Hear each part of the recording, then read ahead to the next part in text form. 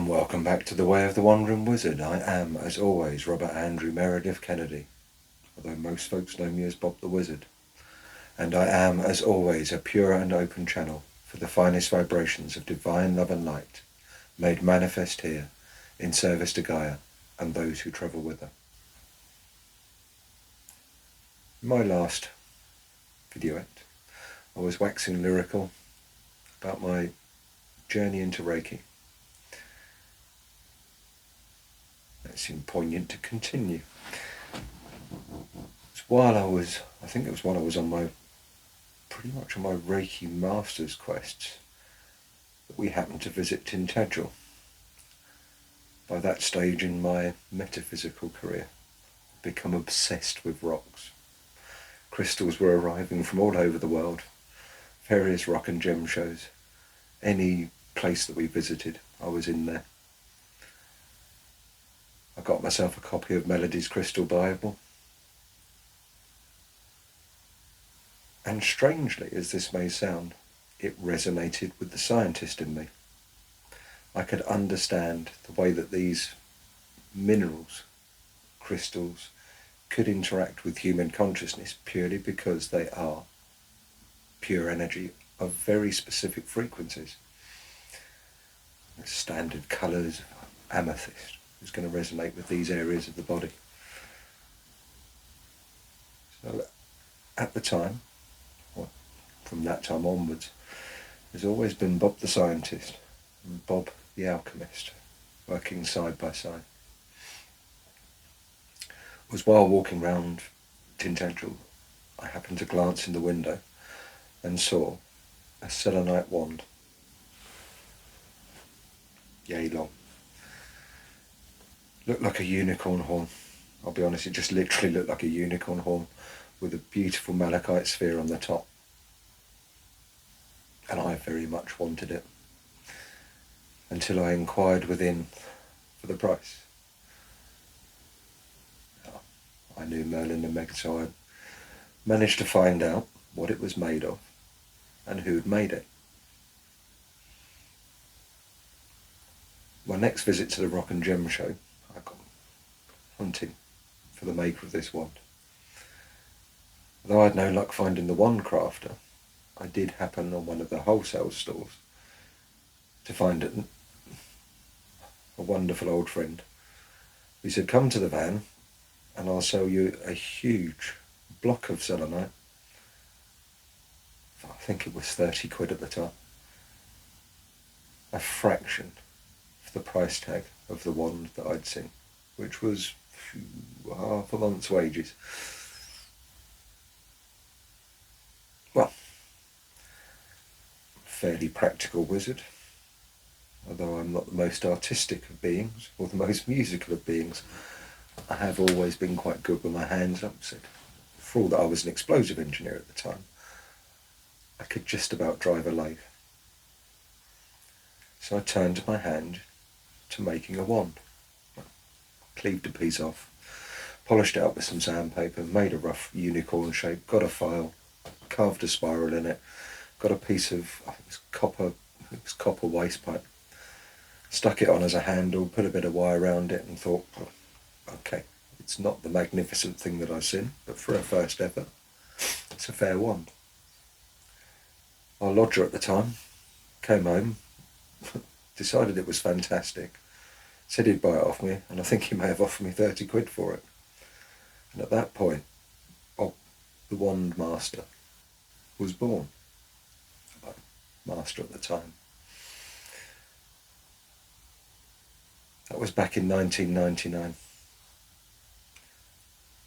I found that crafting wands was something that I really loved. It gave my mind a real point of focus and understanding of the crystals, of combining wires, some kind of, subatomic connection. Of course, I was practicing Reiki, I was aware of the energy that flows at the time. So, wand crafting became a little bit of a hobby. I made a few inquiries, and while on my Reiki Grail quest. Yes, definitely my Grail quest. I happened to walk into Myth and Magic and fell in love with a wand that made the price tag of the previous one pale into insignificance. I still have that wand to this day. I've used it in my Reiki practice whenever I've worked. Again, an elegant collection of crystals and wires. I was contacting John, who I hope he won't mind me mentioning him, out at Corral Studios way down south in New Zealand. And we got chatting. I wrote to him, told him that I was partner in the wand, how I was enjoying the energies, how I appreciated his craft, and how I had made a few, not brilliant, but okay wands. He encouraged me to learn the ways of the World Wide Web. It was very new at the time. So with some prodding and poking and a little bit of assistance, I managed to get myself a little website together. And www, big hint coming, www.wandworkshop.co.uk came into being. I took a few pictures, put some descriptions, put some prices for some times up on the wands. And I managed to sell a few. It was while buying stock crystals to go on wands at a local rock and gem show, I got chatting to the organiser, Tony, now sadly passed, who, though, while he didn't really understand what it was that we did, was quite interested, looked at a few of the pictures and suggested that we've got a stand. We were local.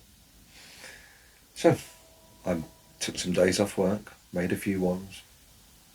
I think I ended up using the purple, piece of purple cloth that was part of Tan's wedding outfit. And we set ourselves up with a flask of coffee, and I pretty much sold everything that I put on the table. I started to think that this might be an encouraging future for me. So while I'll reminisce in a bit about Bob the Biker, a new character for you to meet, you're certainly meeting Bob the Wizard, and you've met Bob the Scientist. Bob the Scientist and Bob the Wizard were starting, although they gelled together, weren't doing so well at work. Times were changing, and that again is a tale for another day. But the wand workshop was integral into my final leaving of the MOD. I'll tell the story of the wand workshop. The more wands that I made, they kept finding homes. We were going to workshops, meeting interesting people, mind, body and spirit shows. Of course, we went to the pagan shows, and we showed up at the Pagan Fed. My favourite speaker was, of course, Terry Pratchett, who stood in front of my beautiful array of wands, which could be seen on the website, and basically looked at it and went, I only write about this stuff, I don't really understand it, but they're lovely. I so hoped that he'd pick one. Halcyon days, I absolutely loved my time on the road. We went off to festivals and showed. And by now, the wand workshop was worldwide. And I genuinely stunned that in a little house in Tunbridge Wells, I was making crystal wands, or selenite crystal wands, that were being used in Australia, America, Canada, Japan, right the way throughout Europe. Proud moments. There are a few who I crafted wands for, and light tools, light boxes. Selenite, if you're not aware of the crystal, is just stunning. In fact, it may take you on a little wander in a minute. I'll go and get you a piece. Courtesy of the joys of television. Wait one, and I'll be right back.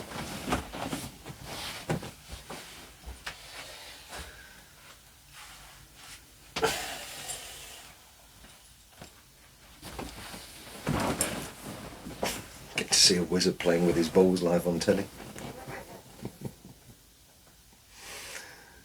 This is the material that I carve.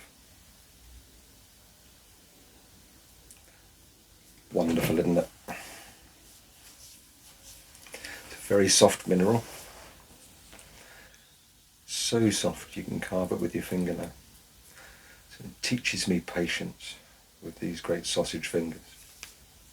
A friend noted today that nobody sees the size of me because I look tiny on the telly. I'm about 6'5". But yeah, the joys of being a tall wizard, eh? Gives us scope for fine frequencies. Anyway, back to carving wands.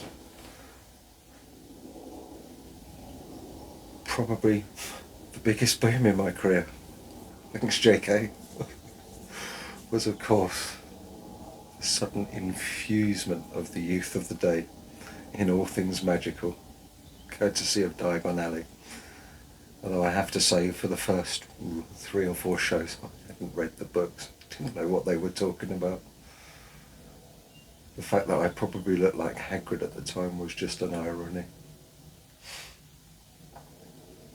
I said they were, and still remain, great times in my life.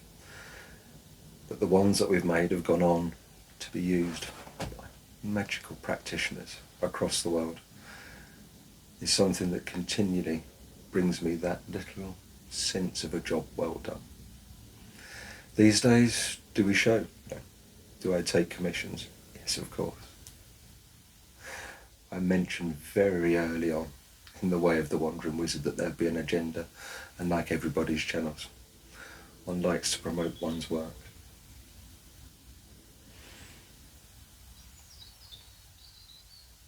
At the risk of preempting a workshop or two, we also teach people how to make wands. And the question that I'm often asked is, do they work? Yes. The question I was asked most at shows was, can you make a wand that will make my mortgage disappear? To which the answer is, yeah, I can certainly make a mortgage disappearing wand. The wand you're currently holding is 100,000. Pay me that and my mortgage is paid off. Ah, the joys.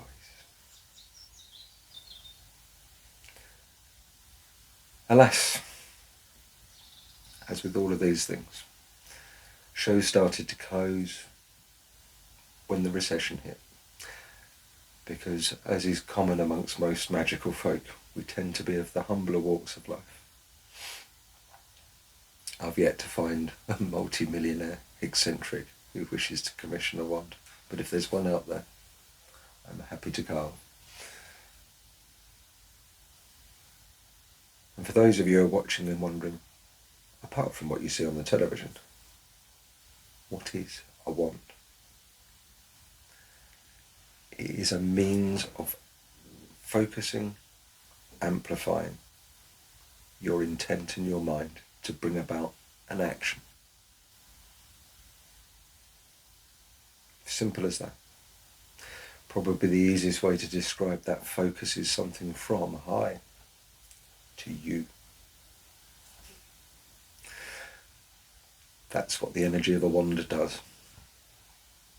Draws on that universal field of energy which we all exist in, whether we know it or not, and channels and flows that wand with the practitioner's mind to bring about a positive intent, certainly in the work that I carve.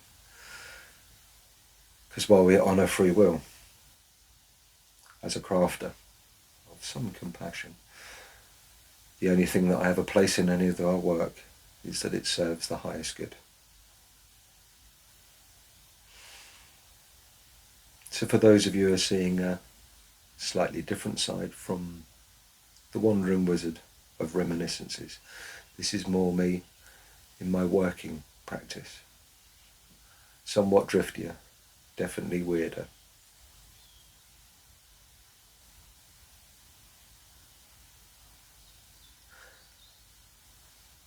And the truly psychic amongst you will have just got that. Take care, go well, and blessed be. And thank you as always for listening to a little aside into the wondrous world of wands and lightworks.